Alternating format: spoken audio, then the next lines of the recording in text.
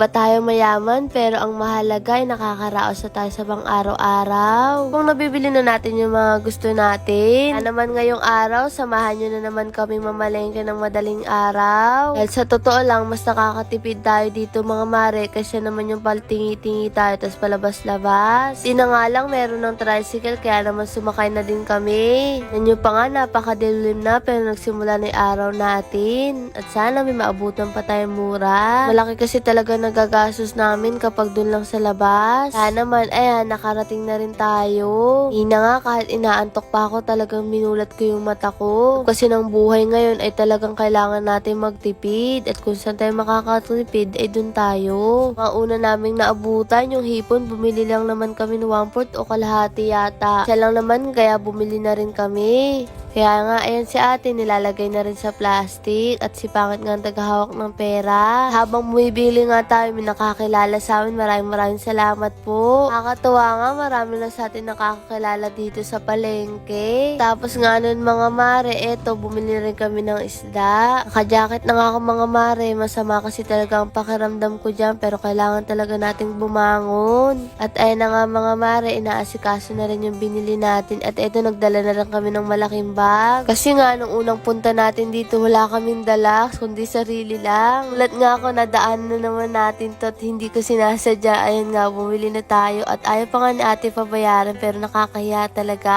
Pero pinilit ko na rin na pabayaran kay ate, kaso hindi rin naman niya yung sapat yung kinuha niya. Alam ko sa panahon ngayon, napakahirap kumita ng pera. Maraming salamat po sa iyo ate at sa pagbibigay po sa amin ng bagoong. Kasarap po nung bagong na binigay niyo po sa amin at ayun nga, ayaw kunin pero pinilit ko talaga. Kasi nga, ang dami niya pang binigay tapos hindi niya pa tinimbang. Kaya naman, ayan mga mare, pero ayun, pinilit ko. Matalaga ate, at eto nga, pumunta naman tayo dito.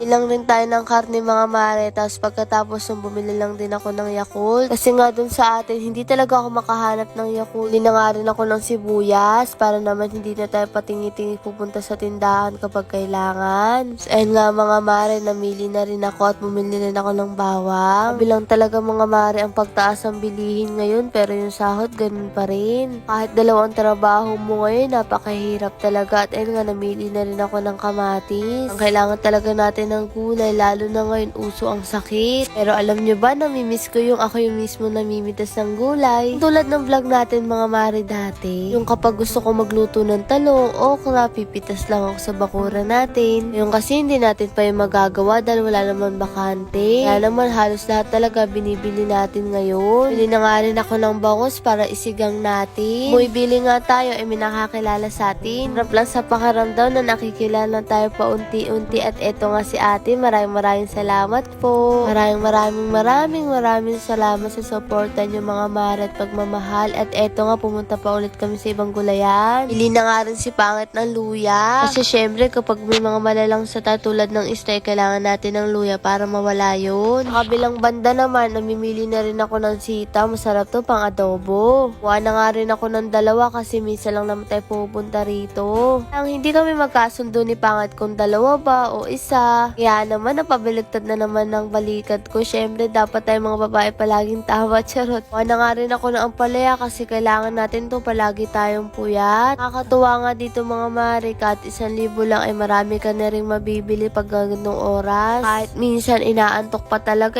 ipupush natin pumunta dito kung saan naman talaga tayo makakatipid. Kaya naman binuhat ko na. Hindi na nga rin ako ng mga prutas kasi nga si mama palagi pa rin inuubo. Kilala rin pala sa atin dito sa nagtitinda. Maraming salamat po. Ngiti tayo dyan mga mari. Nalala ko tuloy dati kapag bumibili si mama ng prutas kahit walang wala talagang isisingat niya yung mansanas. Dati 10 piso na yung mansanas, makakabili ka na. Nga nung mga bata kami, paborito talaga namin ng mansanas. Kaya naman kapag may pera si mama, pupunta siya ng palengke, inaabangan talaga namin. Bigla ko tuloy na miss ang pagiging bata, lalo na kapag pupunta si mama sa palengke, yung tipong aabangan mo kung may pasalubong siya sa'yo. Ito nga si ate ng papicture, maraming salamat po. Kita talaga isa sa paborito ko mga mare, dalandan pala to. Tapos yung sobrang asim, tapos isasawsaw mo sa asin. Ito nga si Pangit, nakakita ng pipino, hindi naman ako mahilig sa pipino, siya lang, kaya siya lang ang bumili. Aga na nga tayo mga mare sa daanan, kaya naman tingnan nyo naman. Kaya eto, pagbaba namin, talagang antok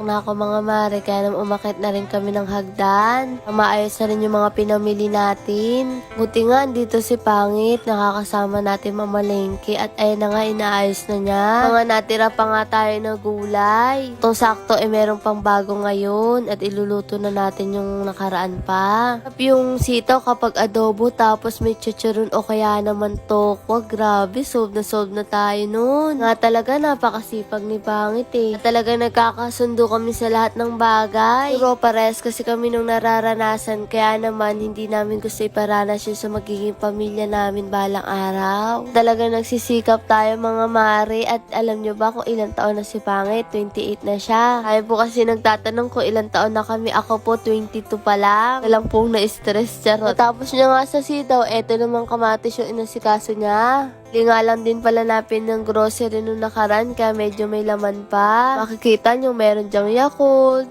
pineapple juice. Yun nga mga mare, pagkatapos niya naman eto naman, at eto ang kapatid ko, tulog pa rin. Dito pala kami natutulog sa labas. Para naman si Bibi ditong harang-harang. Pala mga mare, pinamili natin kaninang prutas. So mamaya, meron tayong makakain ito, lalong-lalo na si mama, at kailangan niya talaga to. Ay maraming salamat ulit Lord sa biyayang natanggap namin ngayong araw, at syempre sa inyong mga mare, kaya palagi kayo mag-iingat dyan. Bye-bye na!